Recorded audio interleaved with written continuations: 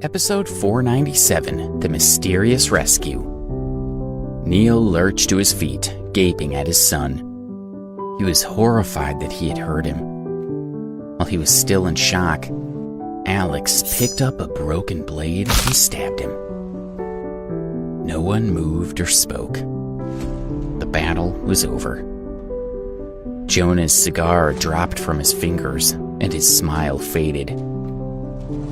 Michael was too numb to react. "What just happened?"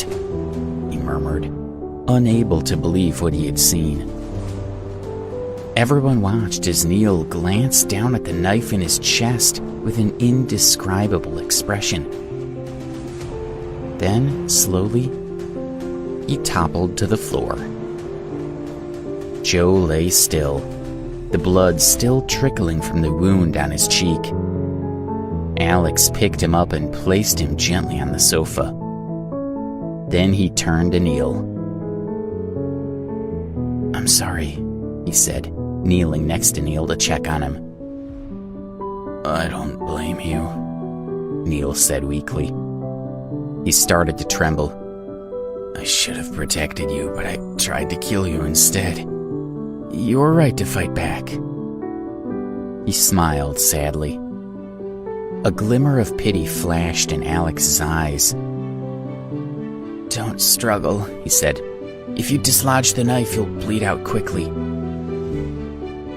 He couldn't forget Neil's earlier generosity toward him, and Neil was also Joe's father. He really wished it hadn't come down to this. "You need to find a ghost and get help," Alex said. "I'll continue to fight." "Thank you, Alex," Neil said, smiling at him. "You're a good man, but I can't do this anymore," he sighed. "You live in a clean world with no lies or conspiracies. Meanwhile, I was tempted by things I should have left alone. Promise me," he coughed. "Promise me you'll look after Joe like a brother." "Mr. Hall," Alex said, frowning. "The ghosts have no use for the weak," Neil said. "And Jonah will not be happy with my failure. This will not end well for me." Alex scowled. "Don't talk like that," he said. "We can fix this." No, we can't," Neil said, chuckling. He patted Alex's hand. "Goodbye, Alex." Then he suddenly grabbed the knife and pulled it from his chest. "Mr. Hall!" Alex yelled, rushing to press down on the wound. But there was nothing he could do. It was too late. Neil was dead within minutes. Alex sighed, but he didn't have time to mourn. "Over here," Jonah called to his men, who obeyed instantly. "Kill Alex, now," he ordered. "We can't let him go back to the mountains. It would be a disaster." Alex was injured, but he couldn't surrender. Rose lay on the floor, watching as the men surrounded Alex. And when she tried to move, she grimaced with pain.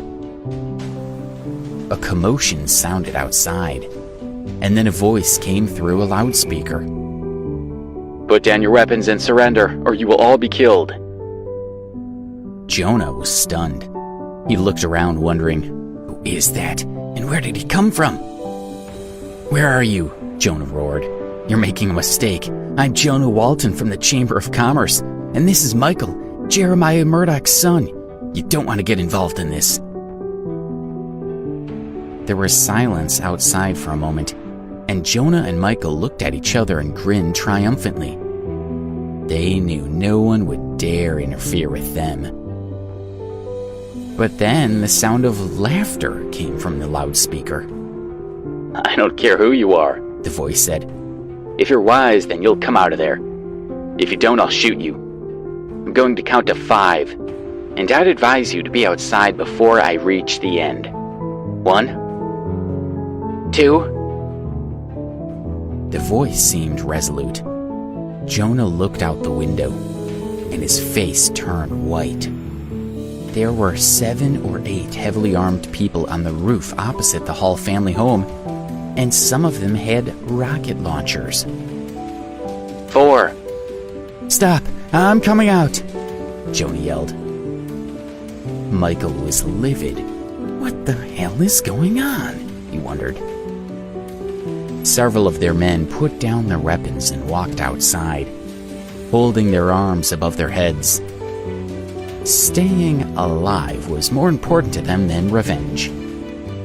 "Step away from Alex and the other hostages, or we'll put you down," the voice called, clearly expecting to be obeyed. More noise came from outside, signaling the arrival of more men. Jonah and Michael stepped outside with their hands in the air. They wished they had been better prepared.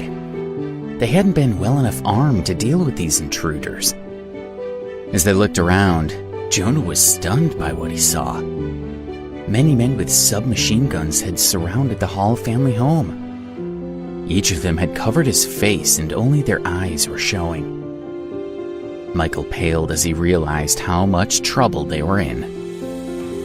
"Don't make any sudden movements and keep those hands up," ordered the voice through the loudspeaker. A couple of Jonah's men reached for their weapons, and the newcomers fired on them, dropping them instantly. The others were careful to move slowly and deliberately, keeping their hands in plain sight. Nobody else wanted to die here. Jonah and Michael were furious, but there was nothing they could do. They had lost several men, and if news of this got out, it would damage their reputation. If they weren't careful, they might become a laughingstock. "Who are you?" Jonah called. "Why don't you show yourself?" He wanted to know who was doing this to them. After all, he fully intended to hunt them down and make them pay. Defiant, he dropped his hands, letting them dangle by his sides.